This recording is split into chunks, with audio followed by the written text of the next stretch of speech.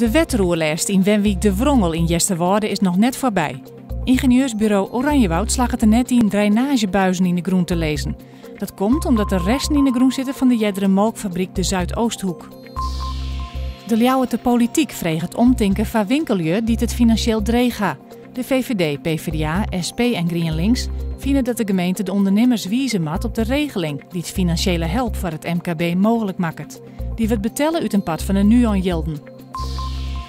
Biologisch boer Hotse Heres bij Frensje verkeep het voor €100 het stuk oordeelen van zijn bedrijf. Het rendement betelt het Heres in biologische vleispakketten van €130 aan de oordeelhouders uit. Heres beziekt ze een veestapel bij elkaar te krijgen van oude rossen. Tientallen vogelaars wie een oude weekend in Broeksterwoud om de reetkopklauwier te spotten. Deze jongvogelsoort komt uit Zuid-Europa en wordt gewoon net in Nederland zien. Deze reetkopklauwier zal een verdwaald exemplaar wezen. Joen en vannacht bewolkt, 12 graden, er zit amper wien. Morgen een zinneskiendij en de temperatuur is om de 24 graden heen.